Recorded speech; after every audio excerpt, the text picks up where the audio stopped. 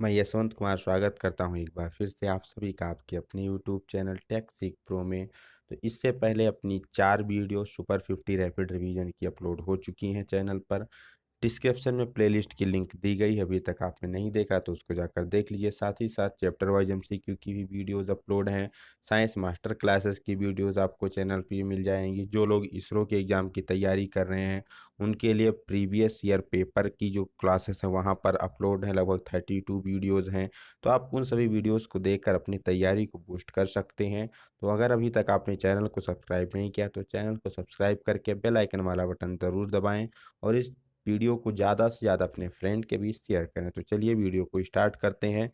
सबसे पहला क्वेश्चन यहाँ पर पूछा गया आज की वीडियो में, कार्बोनेशियस फायर जिसे क्या कहते हैं, लकड़ी की आग, से क्लास ए के अंतर्गत रखा जाता है। इसमें लकड़ी, कोयला, कपड़ा तीनों प्रकार की क्लास ए में तीनों प्रकार की जो आग होती है क्लास ए में रखी जाती है, चाहे वो लकड़ी से लगे, कोयला से लगे या कपड़े से लगे। तो बेसिकली यहाँ पर पूछा गया है कि जो कार्बोनेशियस फायर होती है, लकड़ी, कोयले, कपड़े, क्लास ए की फायर, इसको बुझाने के लिए किसका प्रयोग किया जाता है? तो ऑप्शन है soda acid extinguisher, foam fire, carbon tetrachloride या फिर उपरोक्त सभी। तो पर्टिकुलरली अगर बात की जाए क्लास ए की आग की फायर को बुझाने के लिए तो किसका प्रयोग किया जाता है? सोडा एसिड एक्सटिंग्यूशर का प्रयोग किया जाता है। क्लास ए की फायर को हम रेत से भी बुझा सकते हैं, पानी का प्रयोग करके बुझा सकते हैं, लेकिन जब वहाँ पर एक्सटिंग्यूशर पूछा जाएगा तो एक्सटिंग्यूशर में किसका प्रयोग किया जाता है? सोडा एसिड एक्सटिंग्यूशर का प्रयोग किया जाता है। अब यहाँ पर क्वेश्चन पूछा जाता है कई बार, जो आग होती है, फायर होती है, fire is a combination of, means आग किसका मिश्रण होती है? तो आग में क्या क्या चीज़ें होती हैं? फ्यूल होता है, फ्यूल के साथ साथ वहाँ पर ऑक्सीजन होती है और ऑक्सीजन के साथ साथ हीट होती है। ठीक, अब हीट और ऑक्सीजन और फ्यूल तीनों मिलकर क्या बनाते हैं? आग का निर्माण करते हैं। हीट और ऑक्सीजन सभी के लिए कॉमन होती है, बदलता क्या है? हमेशा फ्यूल बदलता है। जैसे लकड़ी, कोयला, कपड़ा है तो क्लास ए के अंतर्गत रखते हैं उसको। तेल है या फिर कोई ऑयल की वस्तु है तो उसे किस में रखेंगे? क्लास बी में रखते हैं। जो गैस होती है उसे क्लास सी में रखते हैं। अगर ये फ्यूल हमारा विद्युत है, इलेक्ट्रिक्स है या कोई मेटल है तो उसे क्लास डी के अंतर्गत रखा जाता है। तो ये चीज़ें भी आपको ध्यान में रखनी है। चलते हैं नेक्स्ट क्वेश्चन की तरफ। नेक्स्ट क्वेश्चन में पूछा गया है, तैलीय आग जिसे ऑयली फ्लोर कहते हैं, क्लास बी के अंतर्गत रखते हैं इसे। इसे बुझाने के लिए किसका प्रयोग किया जाता है? तो जो ऑयल वाली आग होती है उसे बुझाने के लिए किस एक्सटिंग्यूशर का प्रयोग करेंगे? ऑप्शन है soda acid extinguisher, foam fire extinguisher, CTC extinguisher या फिर उपरोक्त सभी। तो जो भी फायर हमारी तेल से या फिर द्रवित वस्तुओं से लगती है, ऑयली फ्लोर क्लास बी वाली जो फायर होती है उसको बुझाने के लिए प्रयोग किया जाता है फोम फायर एक्सटिंग्यूशर का। किसका प्रयोग किया जाता है? फोम फायर एक्सटिंग्यूशर का प्रयोग किया जाता है। यहाँ पर एक क्वेश्चन पूछा जाता है फोम फायर एक्सटिंग्यूशर से। बेसिकली इसमें क्या होता है? इसमें दो कंटेनर होते हैं, एक होता है आउटर कंटेनर और एक होता है इनर कंटेनर। तो कई बार पूछा जाता है कि फोम फायर एक्सटिंग्यूशर के आउटर कंटेनर जिसे बाहरी कंटेनर कहते हैं, इसमें क्या भरा होता है? तो इसमें भरा होता है Na। एक बार फिर से देखेंगे, जो आउटर कंटेनर होता है जिसे बाहरी कंटेनर कहते हैं, इसमें भरा होता है NaHCO3। क्या भरा होता है? NaHCO3। ठीक, जो दूसरा हमारा इनर कंटेनर होता है, आंतरिक कंटेनर, उसमें क्या भरा होता है? तो उसमें Al2SO4 का होल थ्राइज भरा होता है। ठीक, Al2SO4 का होल थ्राइज एल्युमिनियम सल्फेट हो जाता है, ये सोडियम हाइड्रोक्साइड हो जाता है।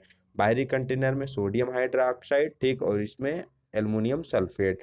प्रयोग करते समय हम क्या करते हैं? जो अंदर वाला कंटेनर होता है बेसिकली शीशे का होता है, इसे उल्टा प्रयोग करते समय इस एक्सटिंग्यूशर को उल्टा करके पटक देते हैं तो अंदर जो कांच की बोतल होती है टूट जाती है, बाहर आकर एमोनियम हाइड्रोक्साइड से क्रिया करके वहां पर कार्बन डाइऑक्साइड का निर्माण करती है। तो जहां पर जो हमारी आग जल रही होती है, जब कार्बन डाइऑक्साइड आती है तो इसके चारों तरफ क्या करती है?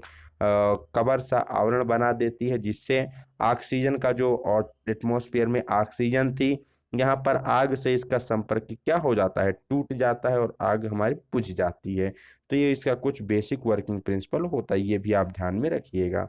चलते हैं नेक्स्ट क्वेश्चन की तरफ। नेक्स्ट क्वेश्चन पूछा गया है तेल से लगी आग, सॉरी गैस से लगी आग, गैस की जो फायर होती है उसे किसके अंतर्गत रखा जाता है? क्लास सी के अंतर्गत रखा जाता है। जो गैस से लगी फायर होती है इसको बुझाने के लिए किस एक्सटिंग्विशर का प्रयोग किया जाएगा?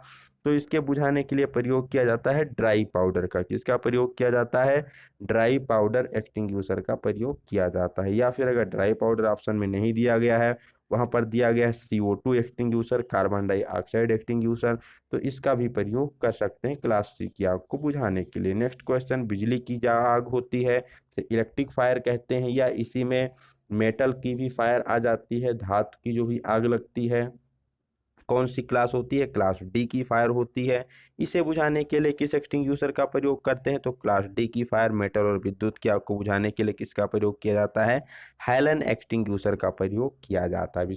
हेलन एक्सटिंग्विशर का ही दूसरा नाम क्या होता है? इसी को CTC कार्बन टेट्राक्लोराइड एक्सटिंग्विशर के नाम से जानते हैं। कई बार यहाँ पर पूछा जाता है कि हेलन एक्सटिंग्विशर का कॉम्बिनेशन क्या होता है? तो इसमें basically CCl4 carbon tetrachloride plus BCF bromochloro डाइफ्लोरोमेथेन, इन दोनों के मिश्रण से ही क्या बनता है? हेलन एक्सटिंग्विशर या CTC एक्सटिंग्विशर बनता है। CCl4 का मतलब कार्बन टेट्राक्लोराइड, BCF ब्रोमोक्लोरो डाइफ्लोरोमेथेन। कई बार इनका आपसे एग्जाम में पूरा नाम भी पूछ लिया जाता है, तो ये भी आपको ध्यान में रखना है। अब यहाँ पर नेक्स्ट जो पूछा जाता है, कई बार पूछा जाता है जो एक्सटिंग्विशर होते हैं, फायर एक्सटिंग्विशर किस मेटल से बनाए जाते हैं? तो जो भी फायर एक्सटिंग्विशर होते हैं बेसिकली ये ब्रास से बनाए जाते हैं। ब्रास को हिंदी में क्या कहते हैं? पीतल कहते हैं। तो सभी एक्सटिंग्विशर किससे बने होते हैं?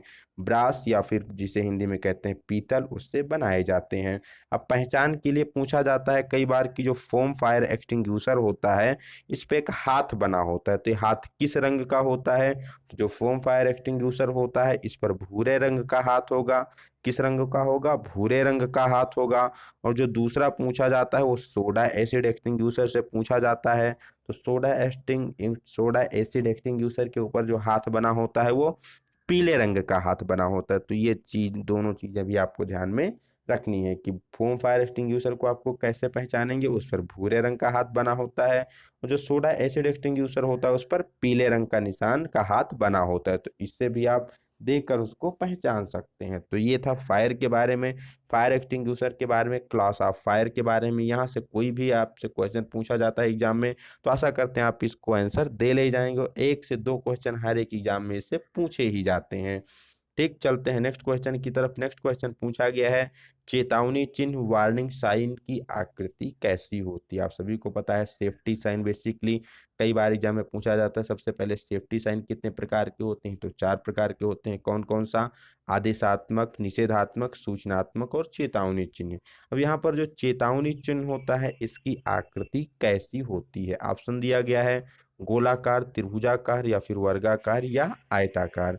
तो जो चेतावनी चिन्ह होते हैं इनकी आकृति कैसी होती है? त्रिभुजाकार। ये किस शेप में होते हैं?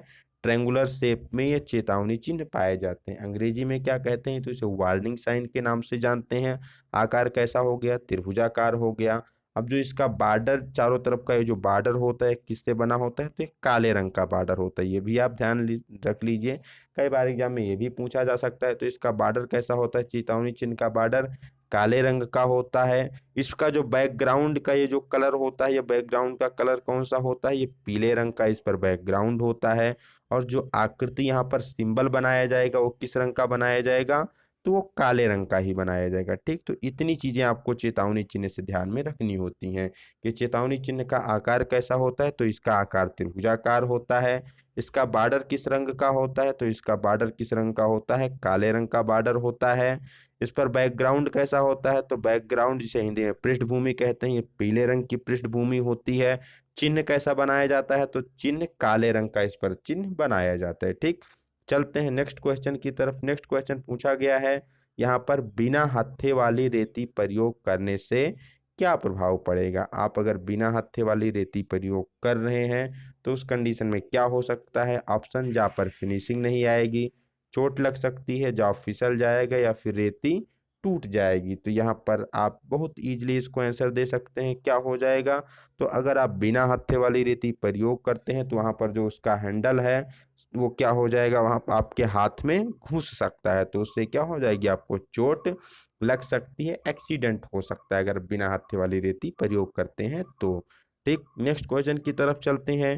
बोल्ट पर नट को कसते समय उचित साइज की स्पैनर को प्रयोग न करने से क्या होता है? ऑप्शन, स्पैनर टूट जाएगी, चोट लग जाएगी, स्पैनर फिसल जाएगी, या फिर उपरोक्त सभी। तो अगर आप बोल्ट पर नट को कसते समय एग्जैक्ट साइज का स्पैनर प्रयोग नहीं कर रहे हैं, छोटा बड़ा प्रयोग कर रहे हैं, तो अगर छोटा है तो स्पैनर टूट सकती है, बड़ा है तो स्पैनर फिसल सकती है जिससे आपको चोट लग जाएगी।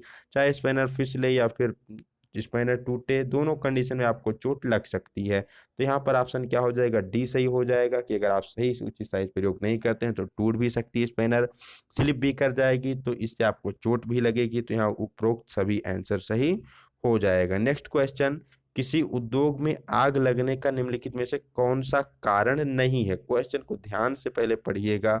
यहाँ पर पूछ रहा है कि आग लगने का कारण कौन सा नहीं है। ऑप्शन, बिजली का शॉर्ट सर्किट, तो इससे तो आग लगेगी ही लगेगी। धूम्रपान करने से, तो इससे भी आग लगती है। बिजली के तारों के ढीले कनेक्शन होने से, इससे भी आग लगती है। तो ये उपरोक्त तीनों कारण है आग लगने के।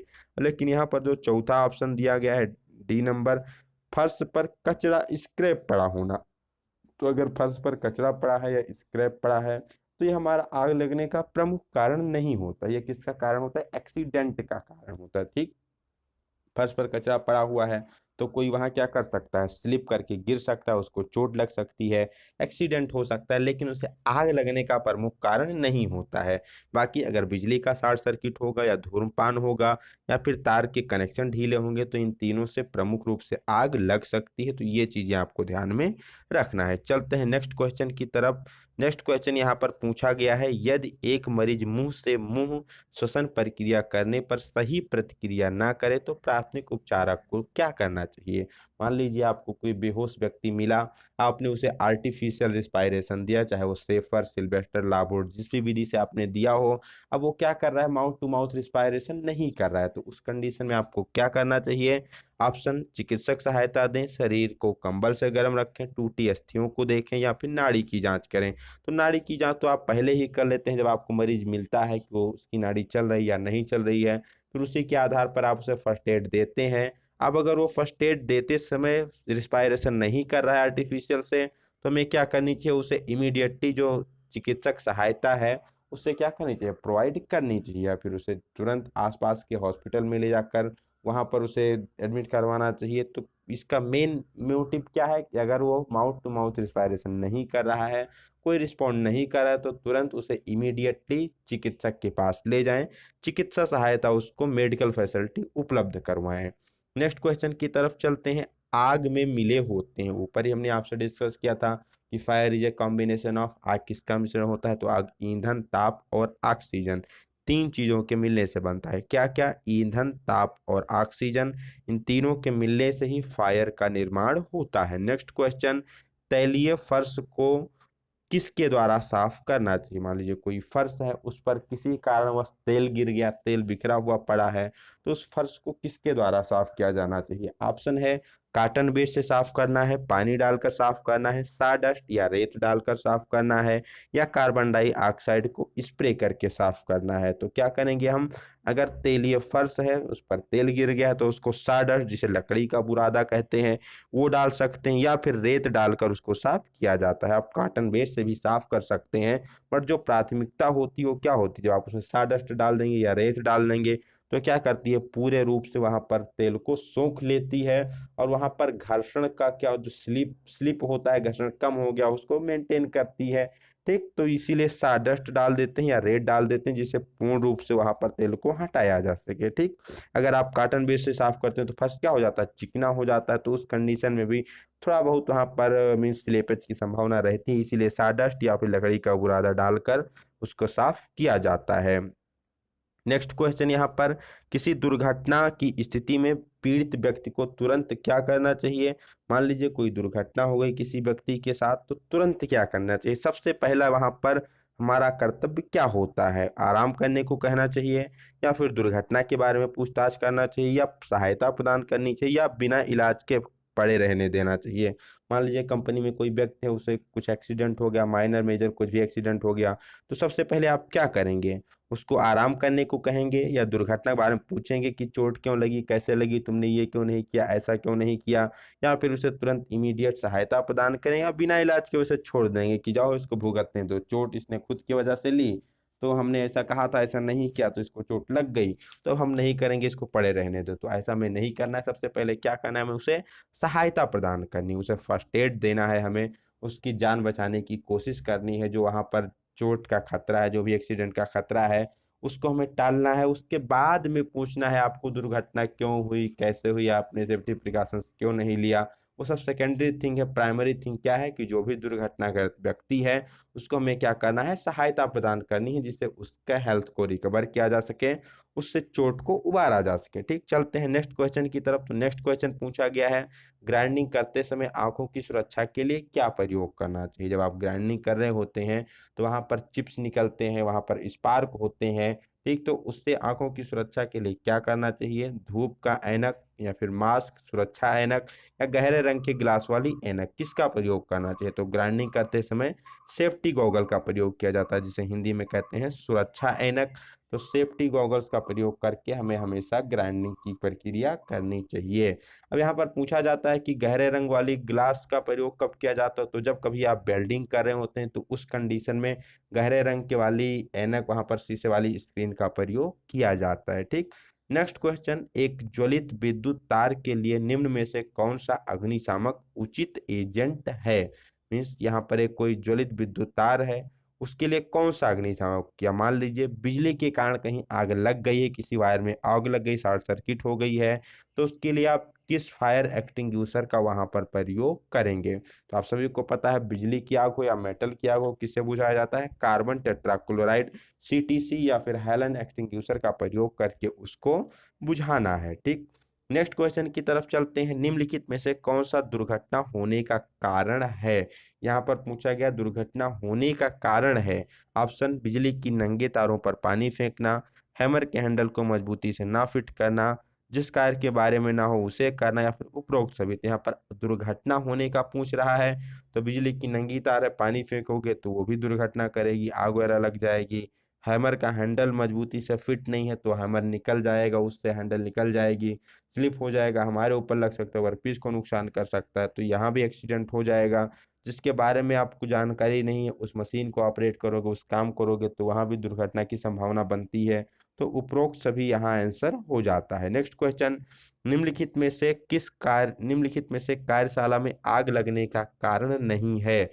आग लगने का कारण कार्यशाला में कौन सा नहीं है? सबसे पहला, गैस वेल्डिंग के सिलेंडर से आग लग सकती है, धूम्रपान करने से आग लग सकती है, कनेक्शन डीले होंगे तो भी आग लग सकती है। लेकिन कार्यशाला को, वर्कशॉप को अगर आप साफ सुथरा रखते हैं, नीट एंड क्लीन रखते हैं, तो वहां पर आग लगने की संभावना नहीं होती। तो ऑप्शन नंबर डी यहाँ से सही हो जाता है। नेक्स्ट, आग लगने पर हमें क्या करना चाहिए? सबसे पहले तुरंत फायर ब्रिगेड को सूचित करें, या फिर ऑक्सीजन के प्रवाह को रोकें, या उपयुक्त अग्निशामक का प्रयोग करें, या फिर आग लगने के कारण का पता ना लगाएं। ठीक, तो यहाँ पर बेसिकली पूछा गया था आग लगने पर हमें क्या नहीं करना चाहिए, पूछा गया था। ठीक, तो बेसिकली आग लगने पर आपको क्या नहीं करना चाहिए, पहले देख लेते हैं क्या करना चाहिए। अगर आग लगी है तो सबसे पहले आपको तुरंत फायर ब्रिगेड को सूचित करना है, अपने हेड ऑफ ऑफिसर को सूचित करना है। इसके बाद आपको क्या करना है, उचित अग्निशामक का प्रयोग करना है। जिस प्रकार भी आग हो उसके लिए आपको क्या करना चाहिए, पहले आग के कारण का पता लगाना चाहिए, किस कौन से में से वस्तु से आग लगी है। मान लीजिए पानी की आग है तो उस पर कौन सा एक्सटिंग्विशर प्रयोग करना है, विद्युत की आग है, अब उसमें आपने पानी डाल दिया तो और बढ़ जाएगी। तो सबसे पहले आग के लगने का कारण पता होना चाहिए। फिर आपको वहां पर जो ऑक्सीजन की सप्लाई है, कोशिश करना चाहिए बंद हो जाए, जिससे आग को बुझाया जा सके। तो ये सारे काम आपको करने चाहिए, लेकिन यहाँ पर दिया गया आग लगने के कारण का पता ना लगाएं। तो एक ऐसा काम है जो हमें नहीं करना चाहिए, बल्कि हमें पता लगाना चाहिए कि आग क्यों लगी हुई है।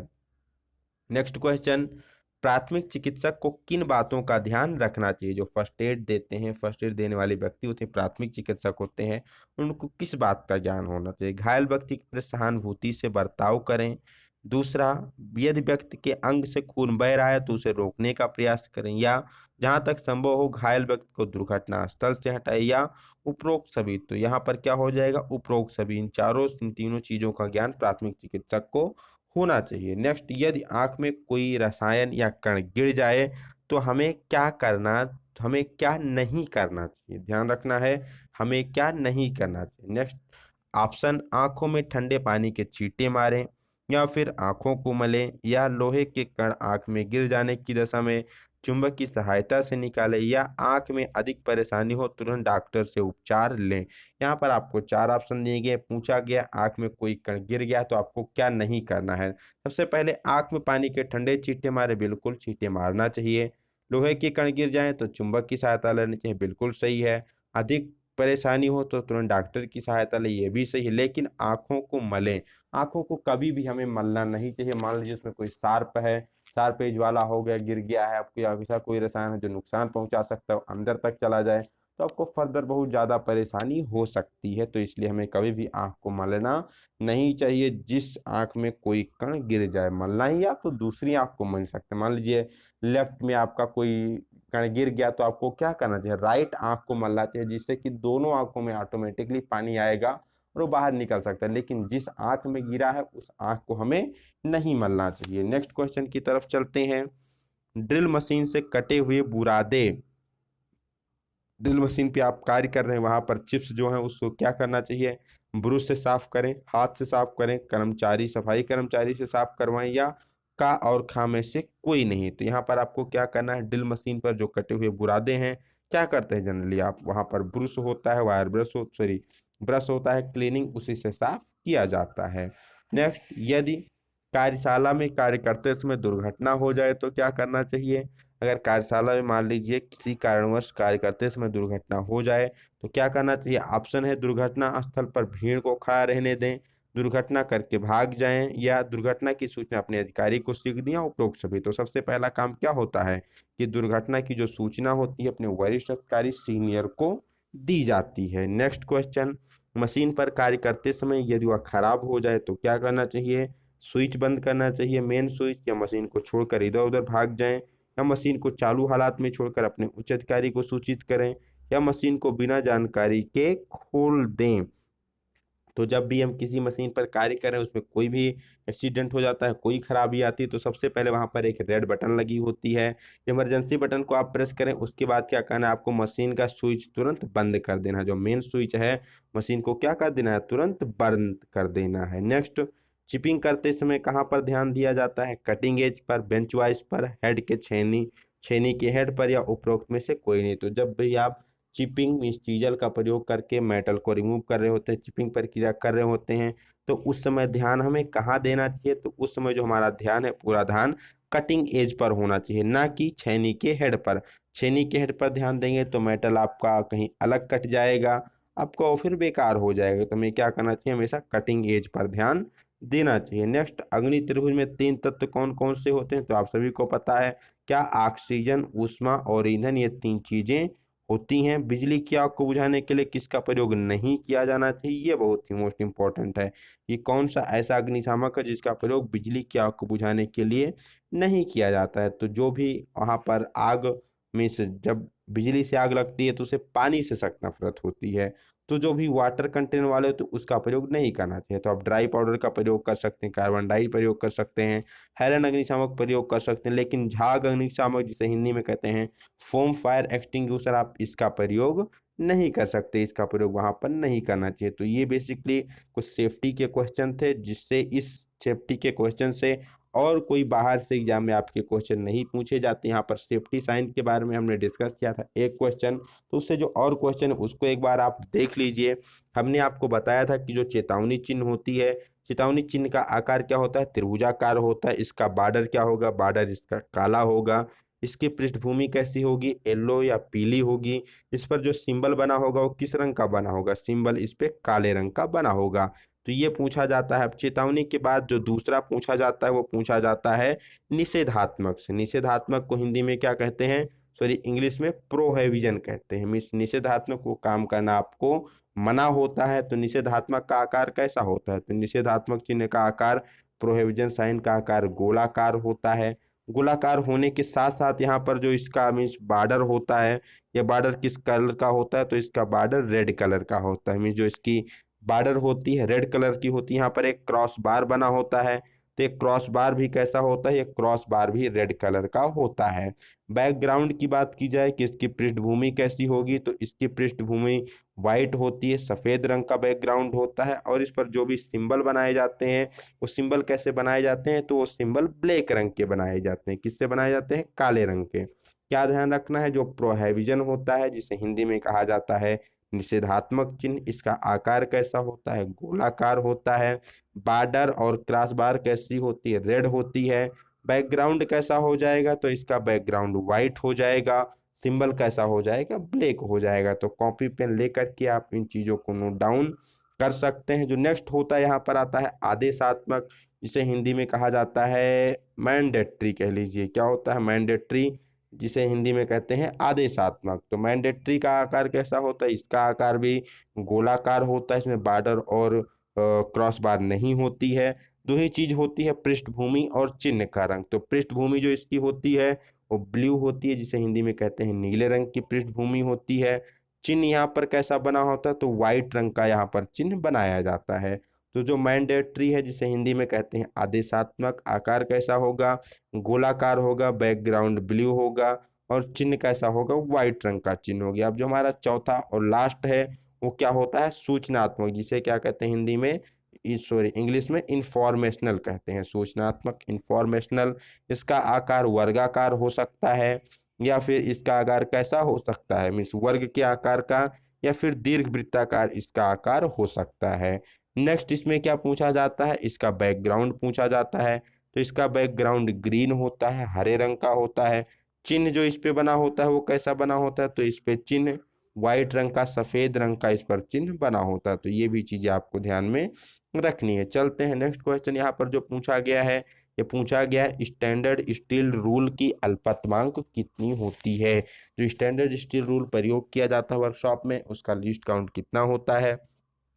ऑप्शन 1/2, 1/4, 1/3 या 1/5 है। तो आप सभी को है स्टैंडर्ड स्टील रूल का लिस्ट काउंट कितना होगा, 1/2 mm, जिसे क्या कह सकते हैं 0.5 mm इसका लिस्ट काउंट होता है। एक इसमें होता है मीट्रिक में होता है। अगर आपसे ब्रिटिश में पूछा जाए तो 1/64 इंच स्टैंडर्ड स्टील रूल का लिस्ट काउंट हो जाता है। कई बार आपसे एग्जाम में मेटल पूछ लिया जाता है, तो मेटल स्टेनलेस स्टील हो जाएगा, या फिर स्प्रिंग स्टील से भी इसको बनाया जा सकता है। ठीक, चलते हैं नेक्स्ट क्वेश्चन की तरफ। नेक्स्ट क्वेश्चन यहाँ पर कई बार स्टैंडर्ड स्टील रूल से कुछ और चीजें पूछ ली जाती हैं। जैसे यहाँ पर पूछ लिया जाता है जो थिकनेस इसकी होती है कितनी होती है। तो इसकी थिकनेस कितनी होती है, 3/64 इंच होती है। इसकी जो विड्थ होती है, चौड़ाई कितनी होती है, वो 3/4 इंच इसकी चौड़ाई रखी जाती है। तो ये भी क्वेश्चन आपसे एग्जाम में पूछा जा सकता है, तो इसको भी आप ध्यान में रखेंगे। नेक्स्ट जो यहाँ पर क्वेश्चन पूछा गया है, श्रिंक रूल का प्रयोग किया जाता है। ठीक, श्रिंक रूल का बेसिकली प्रयोग कहाँ पर करते हैं, तो आप सभी को पता है मोल्ड या फिर पैटर्न बनाने के लिए इसका प्रयोग किया जाता है। तो किसके द्वारा, पैटर्न मेकर के द्वारा मोल्ड या फिर पैटर्न बनाने के लिए श्रिंक रूल का प्रयोग किया जाता है। कई बार पूछा जाता है जो इसका इंच होता है वास्तविक इंच से कितना बड़ा होता है, संकुचन कितना होता है, तो 1/16 इंच से लेकर के 3/16 इंच प्रति फुट इसमें क्या होता है, संकुचन होता है। ये वैल्यू आपको याद रखनी है, डायरेक्ट एग्जाम में पूछा जाता है। प्रयोग किसके द्वारा करते हैं, तो पैटर्न मेकर के द्वारा मोल्ड बनाना हो या फिर कोई पैटर्न बनाना हो तो उसके लिए श्रिंक रूल का प्रयोग किया जाएगा। इसका जो ग्रेजुएशन होता है वास्तविक ग्रेजुएशन से थोड़ा सा बड़ा होता है। कितना, 1/16 से 3/16 प्रति foot. Next question, try square, जिसे हम क्या कहते हैं हिंदी में गुनिया कहते हैं, इसके स्टॉक के अंदरूनी सिरे पर एक अंडर कट लगा होता है। तो इस अंडर कट का काम क्या होता है, अंडर कट क्यों दिया जाता है। ऑप्शन, ट्राई स्क्वायर का साइज चेक करने के लिए, बर को स्थान देने के लिए, सुंदरता बढ़ाने के लिए, या ब्लेड और स्टॉक के मध्य कोनों को समायोजन के लिए। तो यहाँ पर जो ट्राई स्क्वायर कुछ इस आकार का बना होता है, यहाँ पर छोटा सा अंडर कट होता है। तो ये अंडर कट क्यों दिया जाता है? ये अंडर कट इसलिए दिया जाता है कि जॉब पर कॉर्नर को स्थान दे सकें, साथ ही साथ उसमें जो बर्स वगैरह आ जाती हैं उसको क्या किया जा सके, वहां पर इसको स्थान दिया जा सके। तो जो मेन यहाँ पर होता है कि जो कॉर्नर पर बर्स वगैरह आती हैं उसको स्थान देने के लिए इसका प्रयोग किया जाता है। ठीक, चलते हैं। अब यहाँ ट्राई स्क्वायर से आपसे पूछा जा सकता है कि ये किस मेटल का बना होता है। तो जिसका ब्लेड होता है हाई कार्बन स्टील या फिर स्टेनलेस स्टील का बना हुआ हो सकता है। इसमें जो स्टॉक होता है, स्टॉक बेसिकली कास्ट आयरन या कास्ट स्टील से बनाया जाता है। ट्राई स्क्वायर का प्रयोग क्या होता है?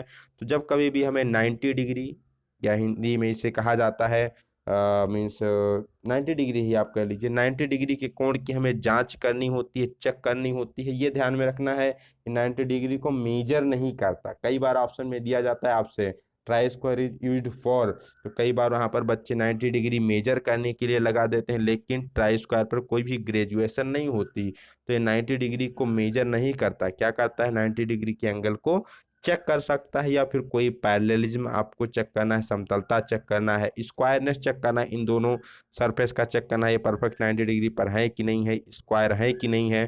तो इसके लिए भी ट्राई स्क्वायर का प्रयोग किया जाता है। ठीक, चलते हैं नेक्स्ट क्वेश्चन की तरफ। नेक्स्ट क्वेश्चन पूछा गया, साधारण कैलीपर का साइज लिया जाता है। कैलीपर आप सभी को पता है, कैलीपर किस मेटल के बनाए जाते हैं? तो माइल्ड स्टील या फिर हाई कार्बन स्टील से कैलीपर बनाए जाते हैं। लीस्ट काउंट कितनी होती? तो जितनी स्टील रूल की होती उतनी इसकी भी होती, चूंकि एक इनडायरेक्ट मेजरिंग इंस्ट्रूमेंट होता है, डायरेक्ट रीडिंग नहीं लेता। इस पर हमें मेजर करने के बाद इसकी रीडिंग को स्टील रूल पर ट्रांसफर करना पड़ता है। तो जो स्टील रूल की लीस्ट काउंट 0.5 mm 1/64 इंच, वही लीस्ट काउंट कैलीपर की भी हो जाती है। तो कैलीपर का साइज किसके द्वारा लिया जाता है? तो इसका साइज आप सभी को पता होना चाहिए। रिवेट जो इसमें कील लगी होती है, ठीक, उसके मध्य से लेकर के जो हमारा वर्किंग पॉइंट होता है, लेग का पॉइंट होता है, वहां तक इसकी सेंटर डिस्टेंस ली जाती है। मीन्स लेग के पॉइंट से लेकर के रिवेट के मध्य तक ये आपका लेग हो गया। इसके पॉइंट से लेकर के अब यहाँ पर जो रिवेट होता है इसके सेंटर तक, इसके डिस्टेंस बेसिकली यहाँ पर इसका साइज लिया जाता है। तो ऑप्शन नंबर ग यहाँ पर सही हो जाएगा। नेक्स्ट, 10,000 माइक्रोन किसके बराबर है? बहुत ही अच्छा क्वेश्चन पूछा गया है कि 10,000 माइक्रोन किसके बराबर। तो आप सभी को पता होगा कि 1,000 माइक्रोन किसके बराबर होता है? तो 1,000 माइक्रोन बराबर होता है 1 mm के। तो इसी में क्या कर दिया गया है? एक जीरो बढ़ा दिया गया है, तो इसमें भी हम क्या कर लेंगे? एक जीरो बढ़ा लेंगे।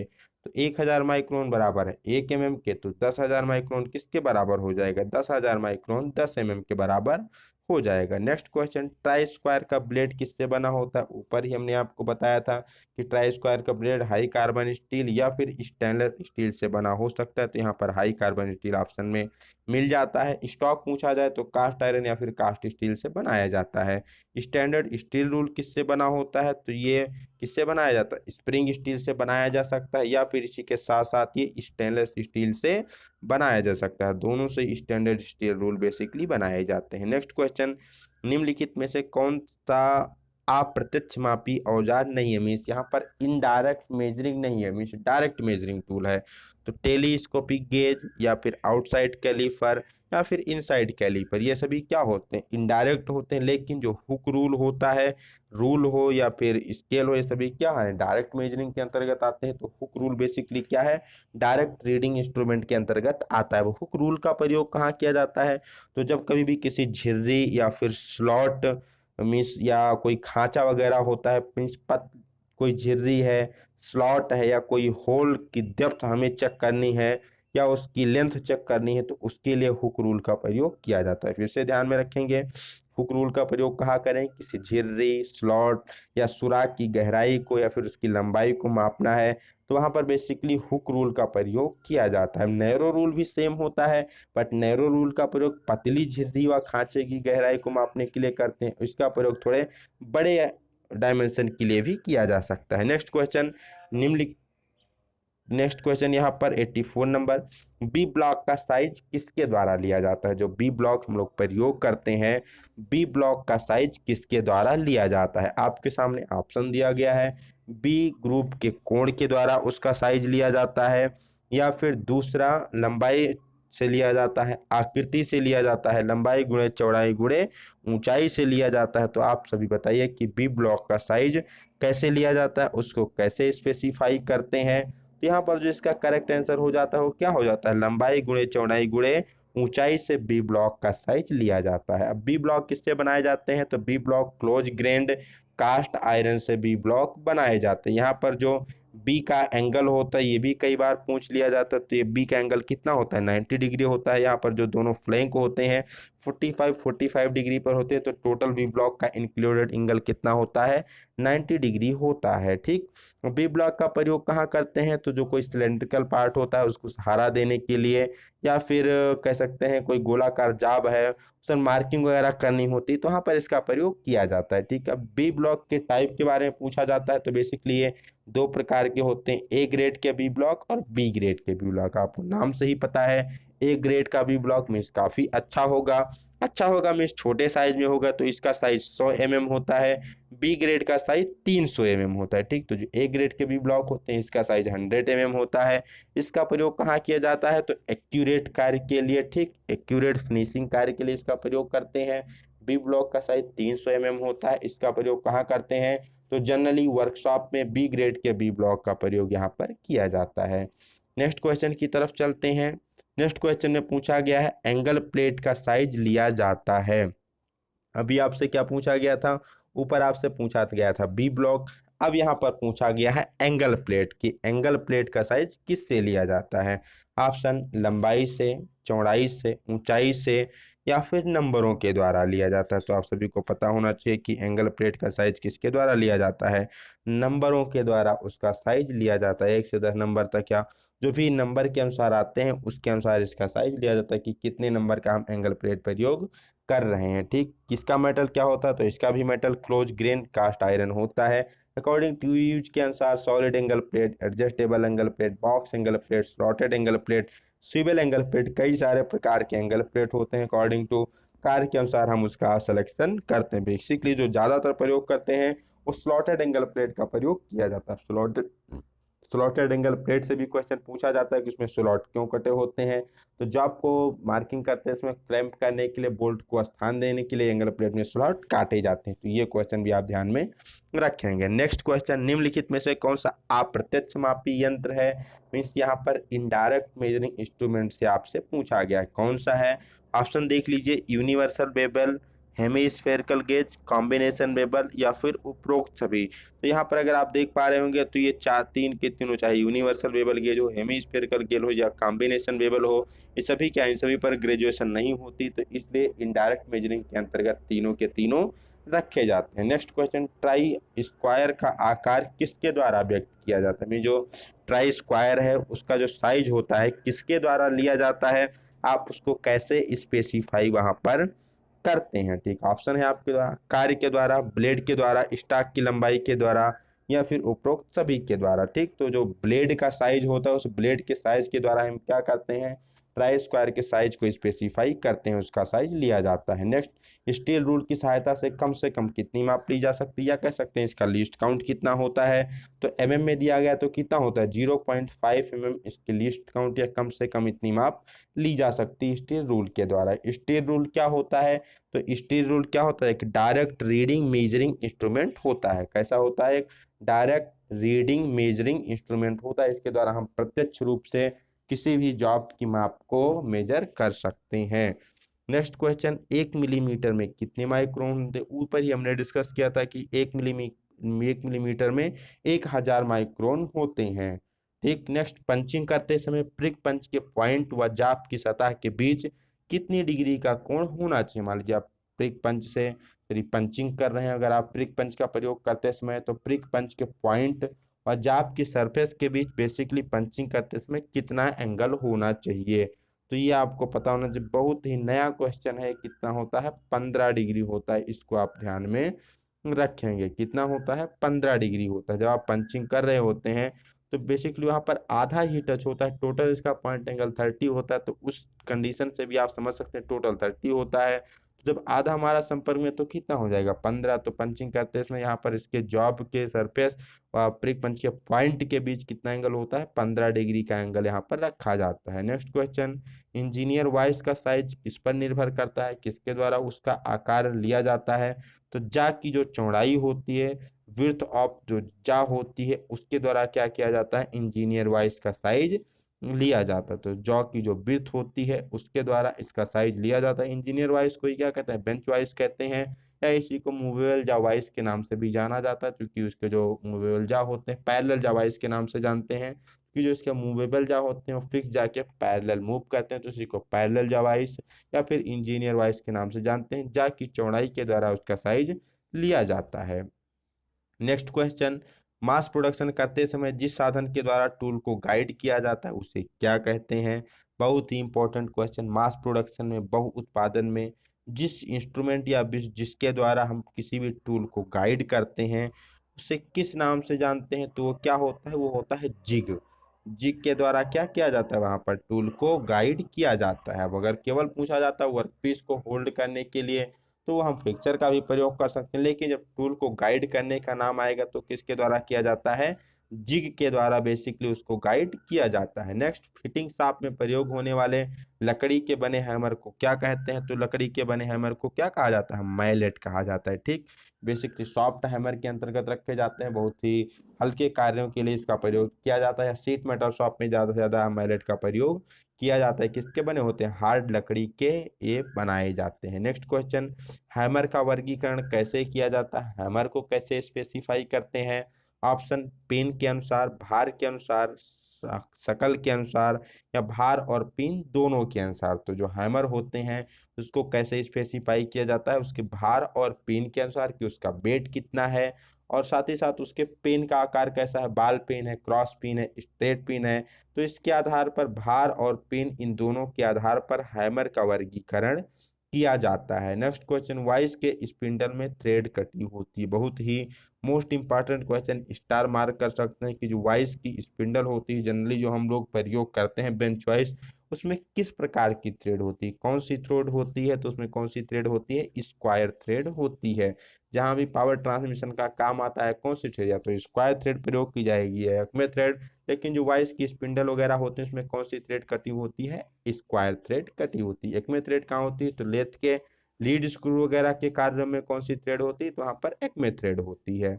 नेक्स्ट क्वेश्चन, बाल पिन हैमर की पिन कैसी होती है, तो उसकी पिन कैसी होती है, कुछ इस शेप में होती है, गोलाकार शेप में उसकी पिन होती है। तो ऑप्शन नंबर ए सही हो जाएगा कि बाल पिन हैमर की पिन कैसी होती है, गोलाकार आकार की होती है। नेक्स्ट, बेंच वाइस की ऊंचाई कारीगर की डाट डाट डाट ऊंचाई के बराबर रखी जाती है।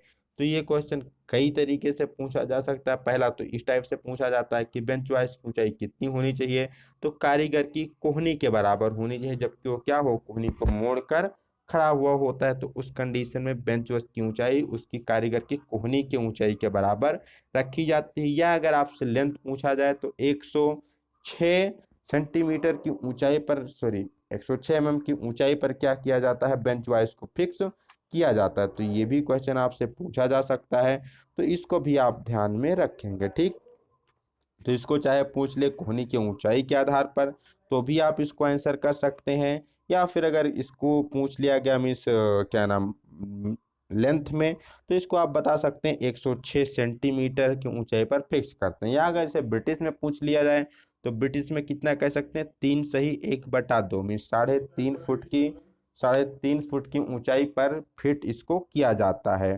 ठीक है, नेक्स्ट क्वेश्चन यहाँ पर पूछा गया है 99 नंबर, लकड़ी से कील निकालने के लिए किस हैमर का प्रयोग किया जाता है, तो इसके लिए किसका प्रयोग करते हैं, क्ला हैमर का प्रयोग किया जाता है। नेक्स्ट क्वेश्चन, इस वीडियो का last question 100 number question, finish part पर चोट लगने से बचाने के लिए किस हैमर का प्रयोग करते हैं। ठीक, मान लीजिए आप कोई ऐसा पार्ट प्रयोग कर रहे हैं मीन्स काफ़ी सॉफ्ट है, या कह सकते हो फिनिश किया गया पार्ट है, अब उस पर चोट लगाने के लिए हम किस हैमर का प्रयोग करेंगे जिससे उसकी फिनिशिंग खराब ना हो, तो इसके लिए किसका प्रयोग किया जाता है, सॉफ्ट हैमर का प्रयोग किया जाता है। तो इस वीडियो में बस इतना ही।